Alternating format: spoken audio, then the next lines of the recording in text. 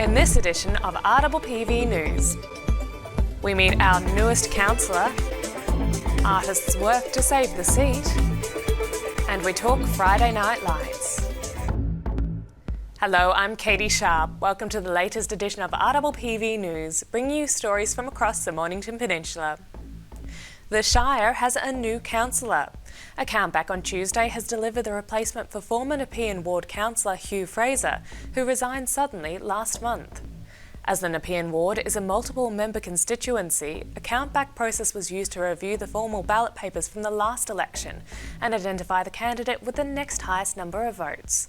That person has been announced as Susan Bissinger, a resident of Sorrento with a background in the construction industry. Ms Bissinger campaigned on a platform of improved infrastructure and trimming the council budget.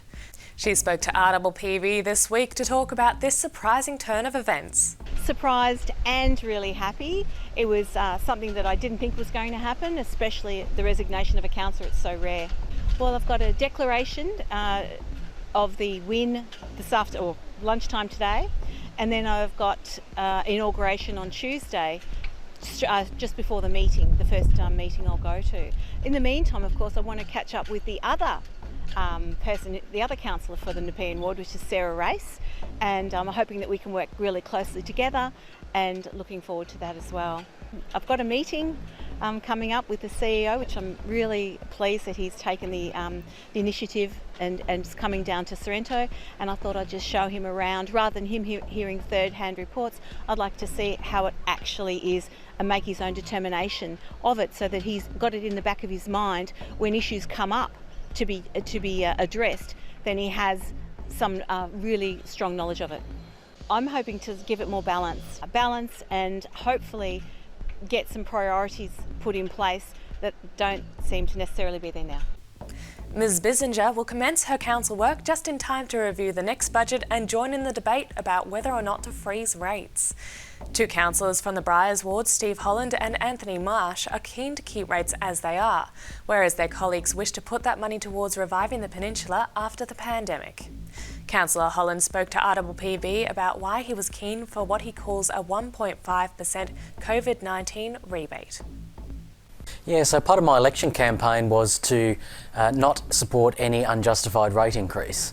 So, and it's unusual, for a rate increase to be opposed in recent times. I think we've had year-on-year rate increase, and I think what we really needed to do was to sit down and look at our $250 million budget and find out where some potential savings were, because the 1.5% rate increase represented about $2.3 million. And I think we should have taken the time to find out whether there were any efficiencies, whether there are any potential savings in that $250 million budget, so that we could avoid a rate increase, particularly after the 12 months that people have had.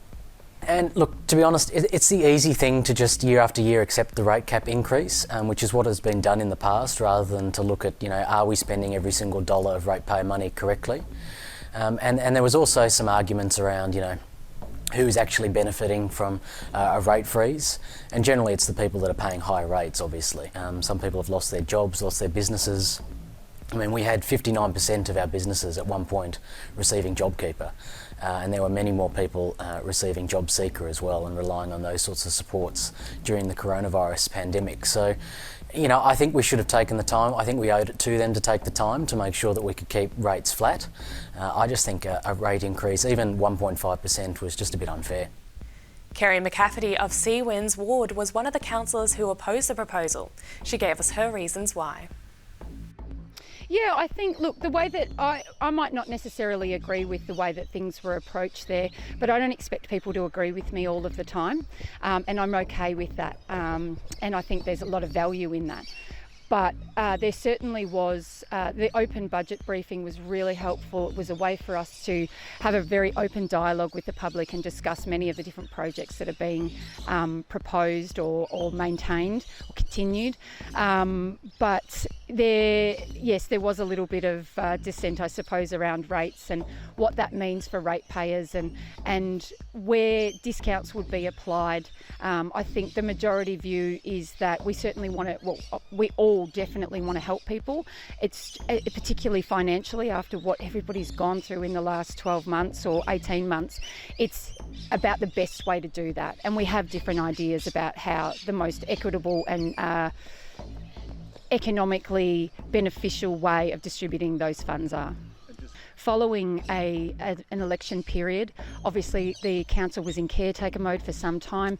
The budget preparation takes months and months, and so coming into a new council, I would expect that the council had done a fair amount of background work in preparing that budget for the new council. We take on an enormous amount of things when we come to council.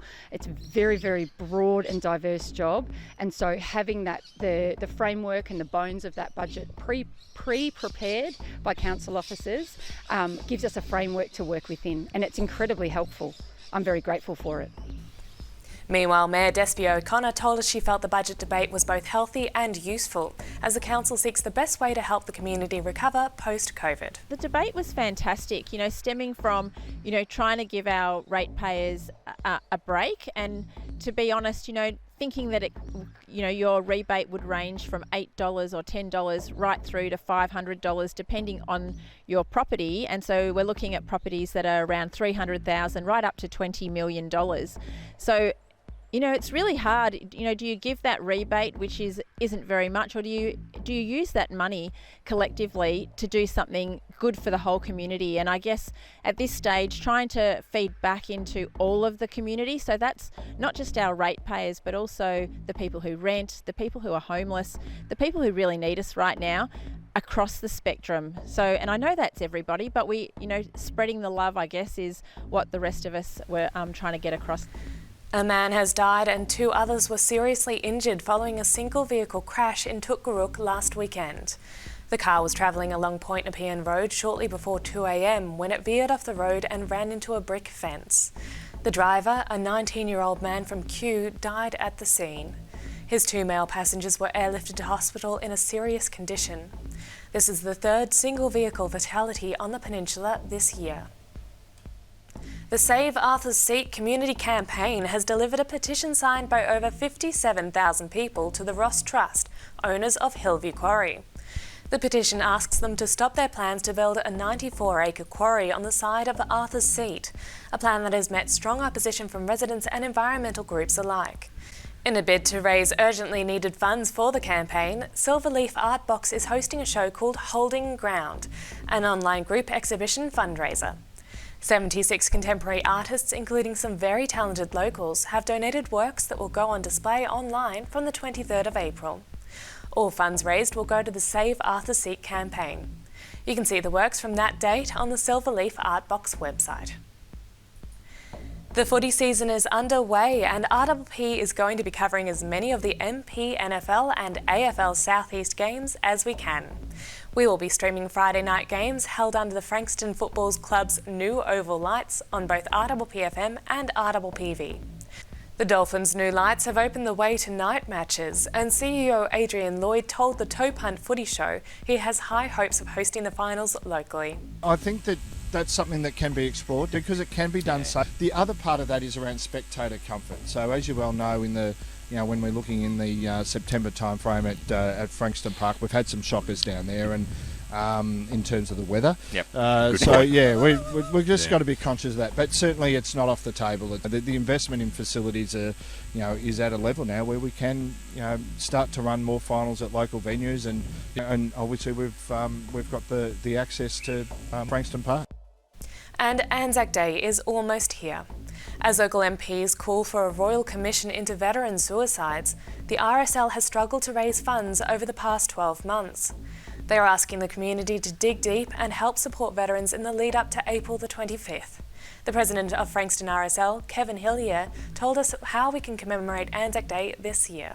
But there are still restrictions with us in how many we can have in one place, and the COVID tracing is the more difficult part for us. But there will be services. We will have a wreath laying service at the Frankston War Memorial at 11 o'clock. and other clubs right along the peninsula are doing things at different places. And if you contact your local RSL, they'll be able to tell you what they are doing on the day. But again, we're encouraging people, if there isn't a dawn service near where you are, go to the top of your drive with a candle and show your respect at 6 o'clock in the morning. Now we go to Patricia with the coming week's weather report. Hello, I'm Patricia with your RPPV 7-day weather forecast. As you can see today, we are at the beautiful Mossy Willow Farm in Main Ridge. The weather today, Saturday the 17th of April, brought us a cool day with patchy rain, reaching a high of 18 and a low of 9. Sunday sees much the same situation with a 40% chance of rain, mostly overcast with a high of 19 and a low of 10. Monday sees the rain easing with a warmer high of 21 and a low of 10. Tuesday sees the rain returning, however, it will remain warmish with a top of 20 and a low of 10. Wednesday the 21st of April sees those showers easing a bit with a cooler top of 17 and a low of 9. On Thursday, we will see the rain increase with a 90% chance of ongoing showers. We should reach a high of 17 and a low of 9. And finally, Friday sees much the same as Thursday, rain with a top of 18 and a low of 10. That's all for this week. Don't forget to check out the Mossy Willow website at mossywillowfarm.com to learn more about this amazing place and its community. Until next time, take good care. And now to our surfing guru Muzz with the Surf Report. Morning guys, welcome to this week's Mornington Peninsula Surf Report. Well, what a difference a week makes. This time last week 30 degrees, this time this week 15 degrees. It is looking more like autumn though. We're starting to get westerlies and nor'westerlies. Huge swell as predicted on last Sunday, but the conditions were terrible. You could have got a surf if you love to paddle and love getting swept around. There was waves if you knew where to look, but can't say they were great, the ones I had. This week, other than Friday, looks like it's going to be west-nor'west for the rest of the time, which means we're going to have a pretty good run of surf. It's not going to be big, it's going to be a lot of sort of 2 to 3 foot in Western Port, pretty much from Saturday right through to towards the end of next week. So should be able to get in the water. It will be in Western Port, but at least it'll be going surfing. Water's still okay. You don't need your 4.3 yet, but it's getting close. All right, see you next week. Have a good one. And that's all from our team here at RPPV News, serving the community with stories that matter to you. Keep watching and do tell your friends. Bringing you the news from coast to coast across the Mornington Peninsula, I'm Catie Sharp. See you for the next edition.